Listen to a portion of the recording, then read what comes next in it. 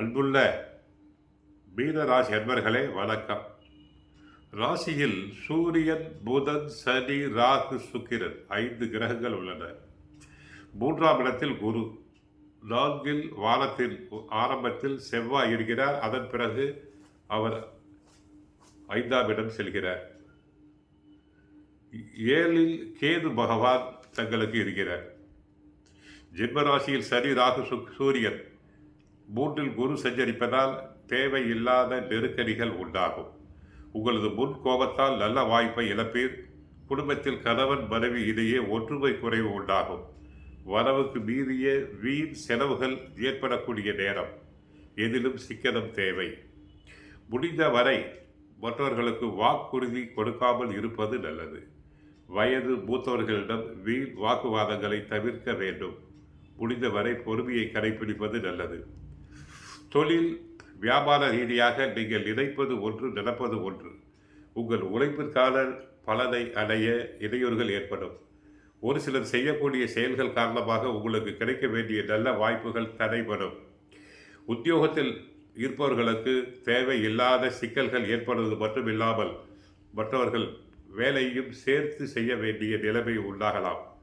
ஒரு சிலருக்கு தேவையில்லாத பயணம், அதன் மூலம் வீண் செலவுகள் ஏற்படும். மாணவியர்கள் படிப்பில் சிறப்பாக செயல்பட்டாலும் கவன சிதறல் உண்டாகும். கெட்ட சகவாசம் கூடாது. பெற்றோர், ஆசிரியர் சொற்படி கேட்க வேண்டும்.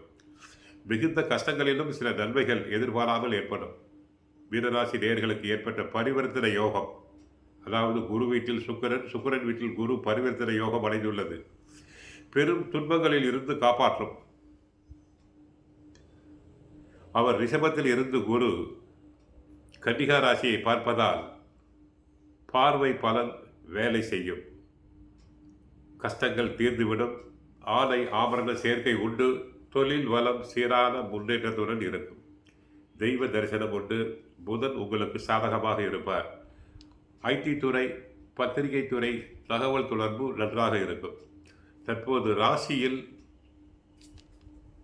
ராசிக்கு 4ல் வக்கரமாக இருக்கும் செவ்வாய் வாரத்தின் பிற்பகுதியில் கடகத்தில் நீச்சமடைகிறார். குடும்பஸ்தானத்திற்கும் பாக்கியஸ்தானத்திற்கும் உரிய செவ்வாய் வலிமை குறைவது நல்ல அமைப்பு அல்ல. வருமானத்தை விட செலவுகள் அதிகரிக்கும்.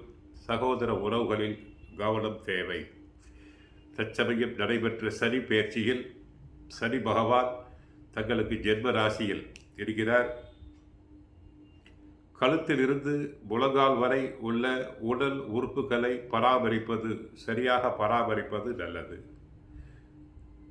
ஒவ்வொரு சனிக்கிழமையும் சனி பகவானையும், விநாயகர், ஆஞ்சநேயர், பைரவரையும் வழிபடுங்கள். வயதை விட, உதாரணமாக 35 வயது என்றால் ஒரு மிளகு சேர்த்து 36 மிளகினை ஜவுளிக்கரையில் சிவப்பு துணி வாங்கி 36 மிளகு, வயதை விட ஒரு மிளகு சேர்த்து 36 மிளகினை 36 சனிக்கிழமைகளில் கால பைரவருக்கு போட்டுக்கொண்டே வந்தால் கஷ்டங்கள் அனைத்தும் குறையும். வண்டி வாகனங்களில் செல்லும் போது கவனம் தேவை. வீட்டில் கணவருடன் பேசுவதில் கவனம் தேவை. பொறுமையாக இருங்கள்.